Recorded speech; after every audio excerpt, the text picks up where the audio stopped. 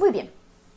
Una vez que el oxígeno difunde del alveolo hacia la sangre, tiene que disolverse ya en un medio líquido, ¿no? Porque pasó de un medio gaseoso, el oxígeno, a un medio líquido. Y por lo tanto puede disolverse allí, ¿no? O puede unirse a una proteína. El oxígeno disuelto solamente corresponde al 2% del oxígeno que va por sangre. Es muy poquito. ¿Y eso es por qué? Porque el oxígeno tiene un coeficiente de solubilidad muy bajo, o sea, no se disuelve muy bien dentro de la sangre. Para eso, el organismo se vale de otra estructura que es una proteína, que es la hemoglobina. Entonces, si bien es cierto el oxígeno, si no tuviéramos hemoglobina, solamente llevaríamos 0.3 mililitros de oxígeno por cada 100 milímetros de sangre. Casi nada, ¿no es cierto? No podríamos vivir. Menos mal que tenemos una proteína que es la hemoglobina. La hemoglobina lleva 20 mililitros de oxígeno por cada 100 mililitros de sangre y corresponde al 98% de todo el oxígeno que hay en sangre. Pero algo muy importante que también tienes que reconocer, estas moleculitas de oxígeno que están ahí nadando en el plasma, ¿okay?, de la sangre, ejercen una presión que es la que permite el ingreso de oxígeno del aire alveolar hacia la sangre.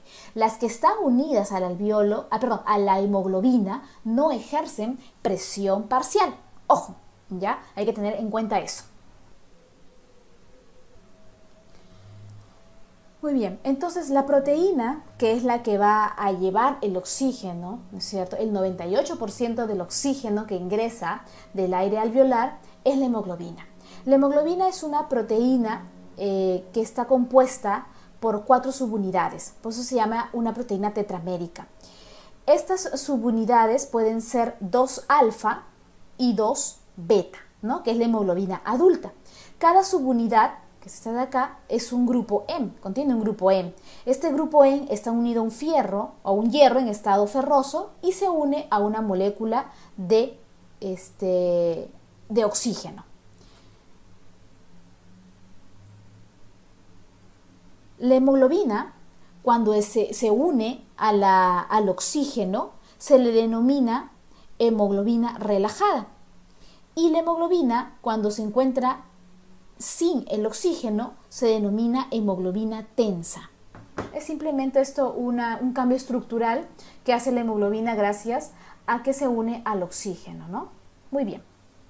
Si yo pudiera esquematizar el porcentaje de saturación de hemoglobina con el oxígeno, ¿okay?, frente a la presión arterial de oxígeno, se dibuja una curva, que es la curva de la hemoglobina, ¿no?, en donde esta curva lo que estás tú relacionando son 2 valores.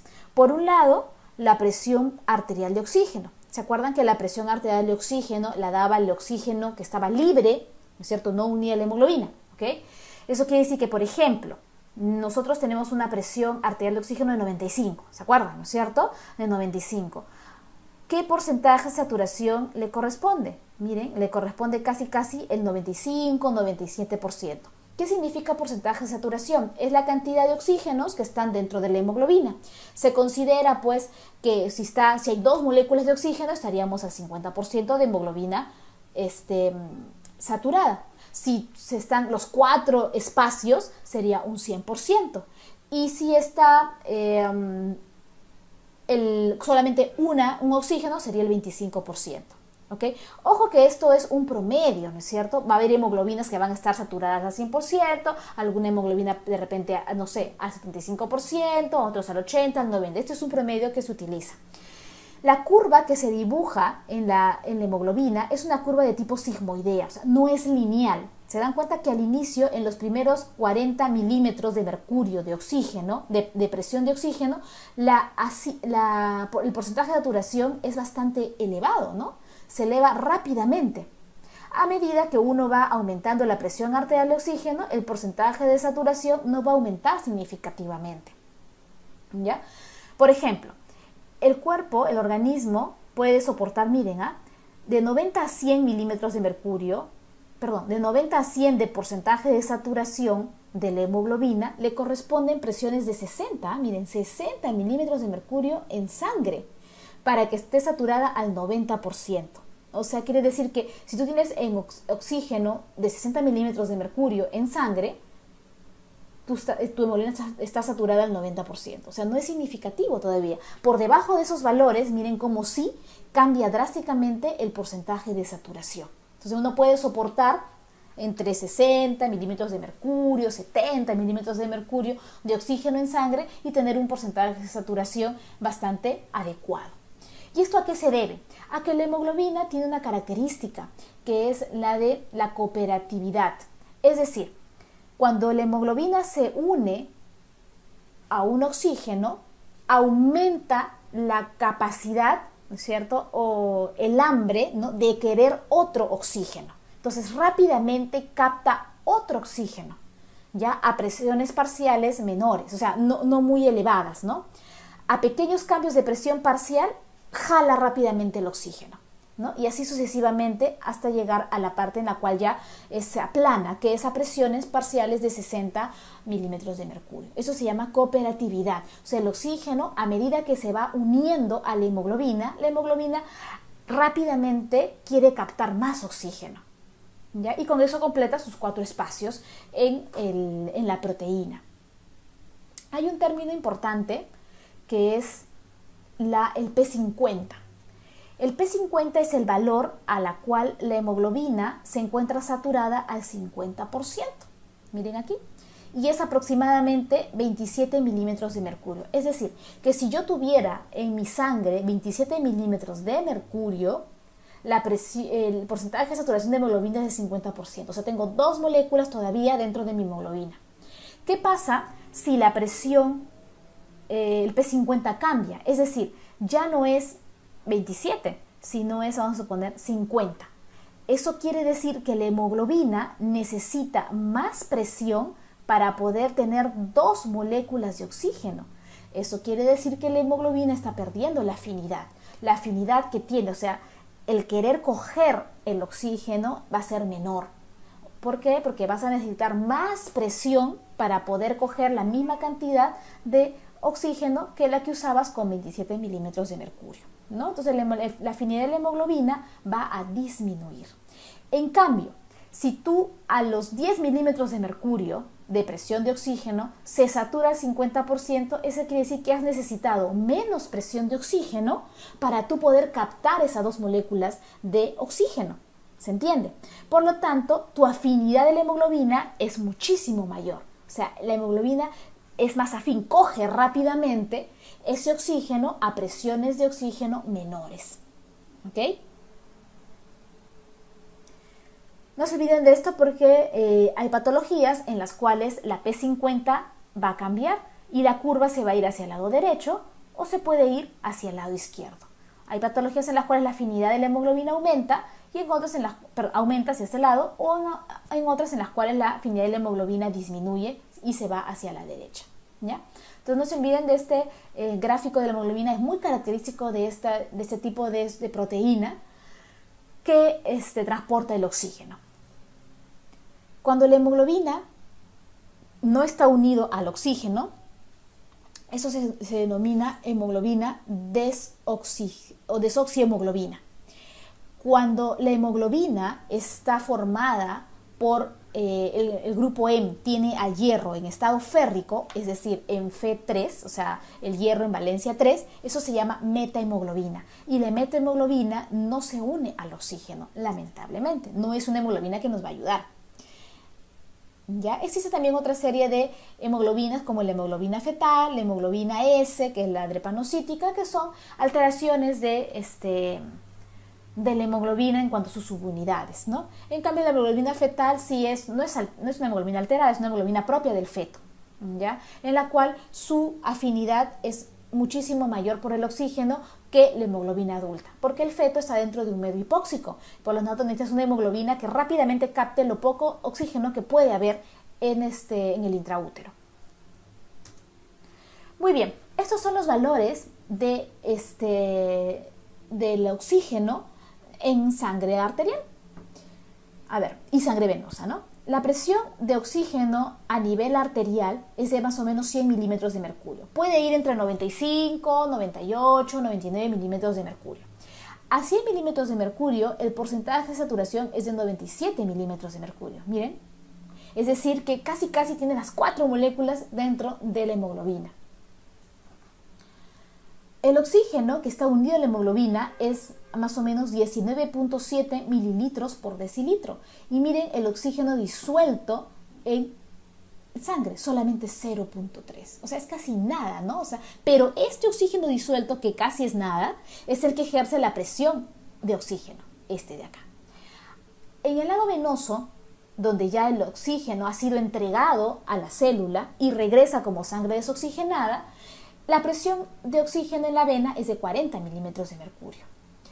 La saturación es de 75, miren, 75%, o sea, estaríamos acá.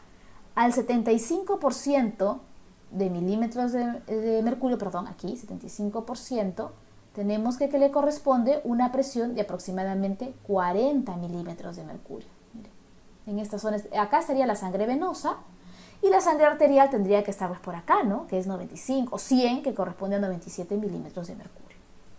Muy bien, el oxígeno unido a la hemoglobina es de 15, el disuelto es casi nada, ¿ok? Y es de 15.3.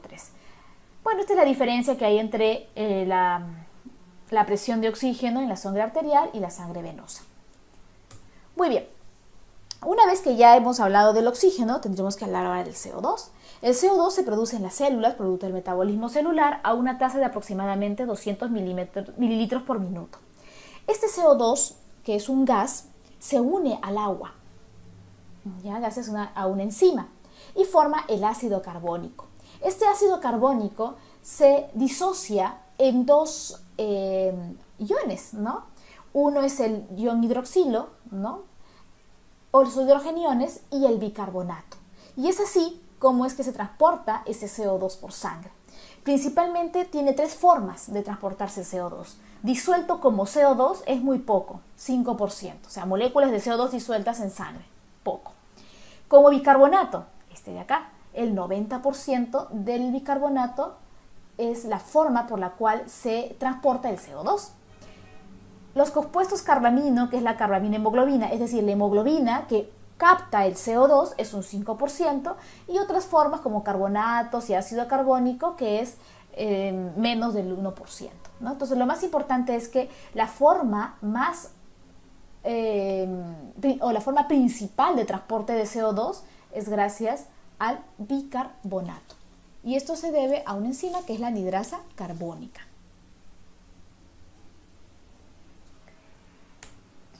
Muy bien, y estos son los valores en los cuales vamos a encontrar el CO2. Es lo mismo que hablé al inicio, ¿no? Creo que sí. La presión arterial de CO2 es de 40 milímetros de mercurio, y de la sangre mixta venosa es de 46 milímetros de mercurio. Siendo, miren, la principal forma por la cual viaja este CO2 es en la forma de bicarbonato, 24 milimoles o miliequivalentes. Y en el CO2 tiene que ser pues mayor, ¿no es cierto? Perdón, en la sangre venosa tiene que ser muchísimo mayor, ¿no? Que es 25.6 milimoles. Muy bien. Y los demás son los valores de las distintas otras formas de transporte de CO2. Muy bien. Ahora vamos a hablar del control de la respiración.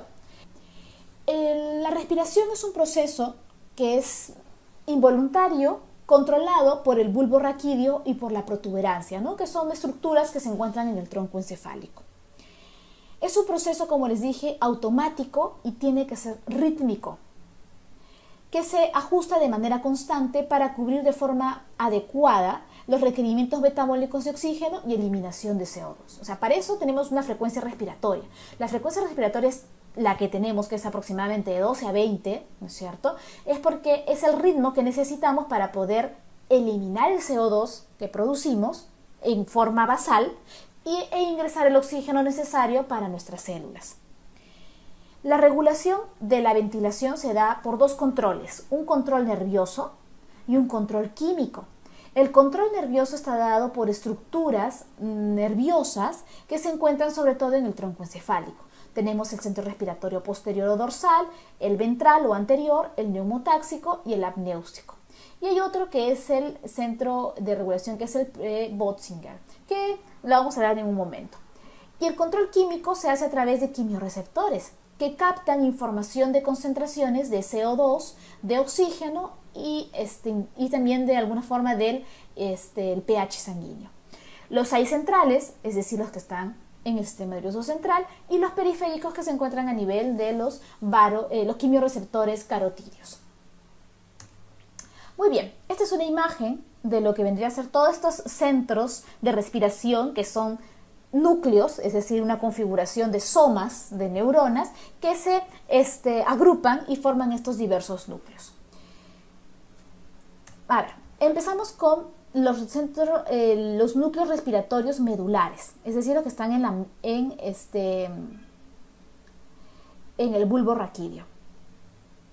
Tenemos al grupo respiratorio dorsal, y se llama dorsal porque está en la parte posterior, ¿no?, del tronco. Este grupo respiratorio dorsal es el centro regulador más importante que existe en la inspiración. Ya, gracias a él es que podemos inspirar y nos da este ritmo respiratorio básico, que es rítmico, ¿no es cierto?, que es aproximadamente de 12 a 20 respiraciones por minuto. Recibe aferencias del 10º par craneal y del 9º par craneal, o sea, glosofaringeo y neumogástrico o vago, y le lleva información eferente hacia los músculos de la respiración, ¿no?, sobre todo al diafragma, que es el principal músculo de la inspiración. Luego tenemos el otro núcleo, que es el ventral porque está delante del dorsal. Este núcleo es el principal núcleo durante la expiración. O sea, en la expiración este es el que va a actuar, y también en la inspiración, pero cuando se hace ejercicio o en una respiración forzada. Pero en una respiración quieta es el dorsal, en una respiración forzada es el respiratorio ventral. Generalmente, como dice ahí, no es activo en la ventilación normal. O sea, ustedes ahorita lo único que está actuando es su grupo respiratorio dorsal. Si estuvieran haciendo ejercicio, se activa el ventral, porque es el encargado de mandar información a los músculos expiratorios e inspiratorios, pero los que no son primarios, ¿no?, sino los accesorios. Muy bien, el otro centro respiratorio que tenemos y está superior a los que están en el bulbo y se encuentran en este caso en la protuberancia, es el centro neumotáxico, que lo ven aquí. Este centro neumotáxico es el que limita la inspiración. O sea, es el que te dice, ok, vas a inspirar hasta aquí, ok, esta cantidad de aire, que es el volumen corriente, y limita también la frecuencia respiratoria. ¿Ya? Es el que como que te dice, el que te regula a los demás, ¿no es cierto?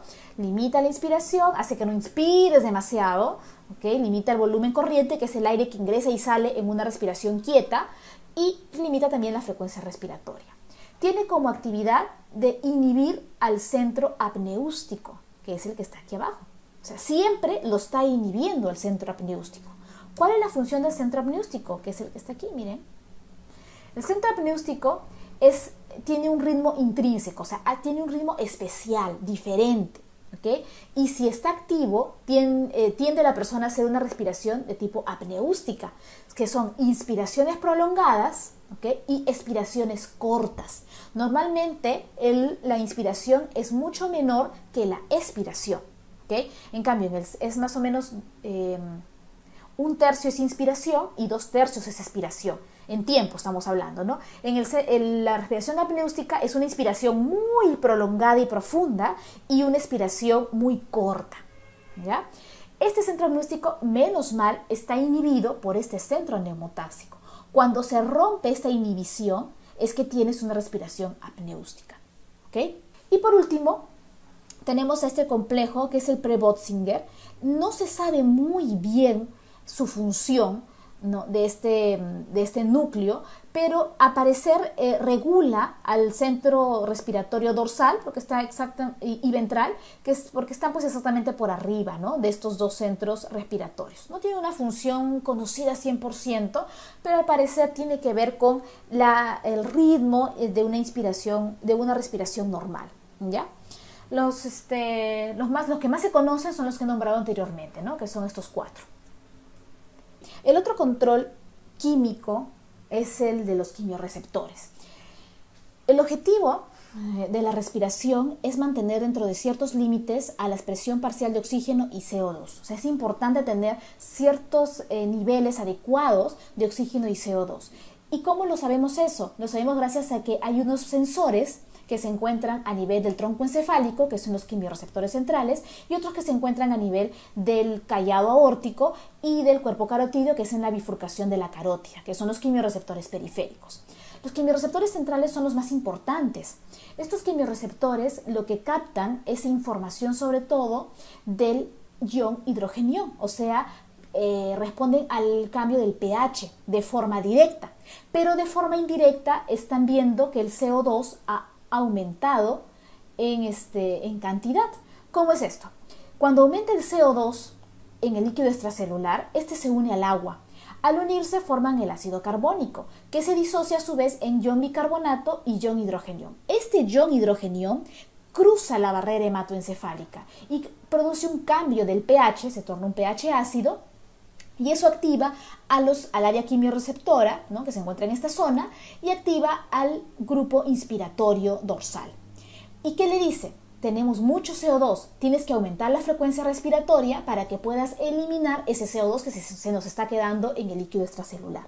Entonces, estos quimiorreceptores centrales responden directamente al hidrogenión, pero indirectamente al CO2. ¿Ok? ¿Por qué? Porque el CO2 no cruza la barrera hematoencefálica. Entonces, a niveles elevados de CO2, los quimiorreceptores responden aumentando la ventilación, o sea, aumentando la frecuencia respiratoria. ¿Sí? Estos quimiorreceptores centrales lamentablemente tienden a adaptarse con el tiempo, ¿ya? Este es un tema importante en pacientes que tienen alguna enfermedad en la cual retienen mucho CO2. Se adaptan a ese nivel de CO2 y respiran, ¿no?, con una frecuencia respiratoria aparentemente normal, pero con un CO2 elevado, ¿ya? Y eso es porque con el tiempo estos quimiorreceptores se adaptan. El otro quimiorreceptor es el periférico. Estos responden sobre todo a disminuciones de la presión de oxígeno, ¿ya? Pero a disminuciones de oxígeno menos de 60 milímetros de mercurio.